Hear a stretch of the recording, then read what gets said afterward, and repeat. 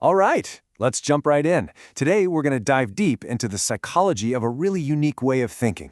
And we're not talking about the usual stuff, high IQs and test scores. We're going way beyond that to understand what it really means to have a gifted mind. Okay, let's kick things off with a number that should really grab your attention. It's estimated that only about 2% of people truly think this way. So right away, you know this isn't just about being smart, it's a fundamental difference in how the brain is wired. So let me just ask you straight up. Have you ever had that feeling? That sense that you're picking up on things others just don't see, or that your mind is running on a totally different operating system? If that's you, then you're going to want to stick around for this. Now, here's what's so interesting. Psychology completely reframes this idea. So forget the report cards and the test scores for a second. What we're talking about is a state of being, a state where your thoughts and your emotions are operating with this incredible intensity. It's a whole other way of experiencing the world. So what does that actually look like? Well, the first and most important point is that their brains are quite literally wired differently. Let's break down what that means. See, it's not about raw speed, it's all about depth. A gifted mind is constantly weaving this web of connections that seem invisible to other people. This creates this powerful curiosity, this obsession with finding meaning. It also leads to what's called multidimensional thinking, where one single thought can instantly explode into 10 others, and they're all being explored at the same time. And this brings us to a theme you're going to see over and over. This is a double-edged sword. The gift? Unbelievable creativity and insight. But the weight? That exact same mind can feel completely chaotic. Kind of like having 100 browser tabs open in your brain at once, which makes it incredibly hard to just focus.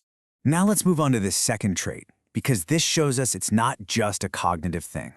Gifted minds very often come with gifted emotions. They just feel everything on a much, much more intense level. So this means the highs of happiness are way higher, but the lows of sadness can feel so much deeper. Their entire emotional range is just amplified.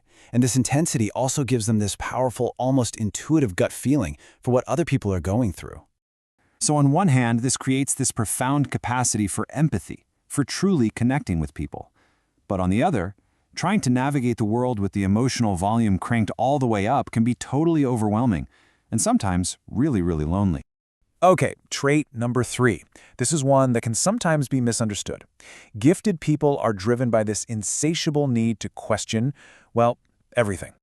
And let's be clear, this isn't about being difficult or trying to argue. It's a core part of how they process the world. They're just naturally curious and absolutely cannot stand surface-level answers. They have this deep-seated need to understand the why behind it all. It's easy to see the upside, right? This is a powerful engine for learning and growing. The downside, though, is that this constant questioning can be seen by others as being difficult, leading to gifted people being labeled as complicated or even rebellious. Let's just hit pause here for a moment. As we're going through these traits, the deep thinking, the intense feelings, the constant questioning, is any of this starting to ring a bell? Does it sound like you, or maybe someone you know? Okay, on to our 4th trait, and oh boy, is it a big one. It's the internal battle with perfectionism. And this goes so far beyond just wanting to do a good job. Gifted individuals often set these impossibly high standards for themselves. It really comes from a deep awareness of their own potential and a powerful drive to reach it. But when they, inevitably fall short of perfect, they can become their own absolute harshest critics. This drive for perfection can be an incredible motivator. It can fuel major success and achievement.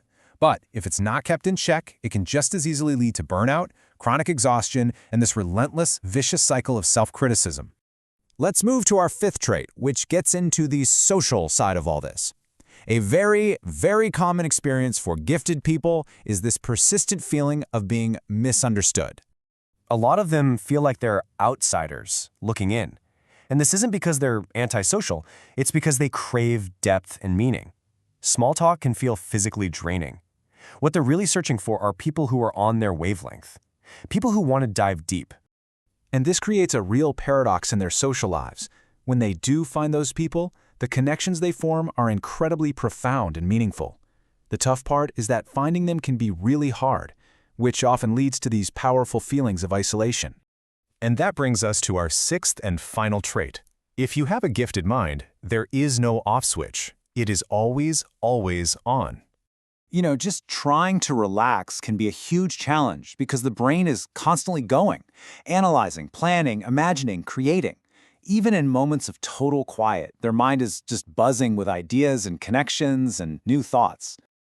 Now, the amazing result of this is an endless well of creativity and new ideas.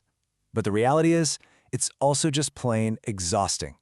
Living with a mind that never stops running can be just as draining mentally as it is physically. So when you put it all together, you get to this quote, which really just sums it all up perfectly. Giftedness isn't some achievement you unlock. It's a fundamental quality of your experience.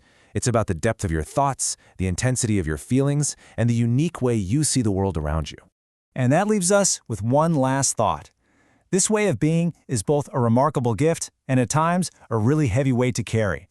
Understanding that duality is key. So the question I'll leave you with is this. After seeing all these traits, how do you think your mind works?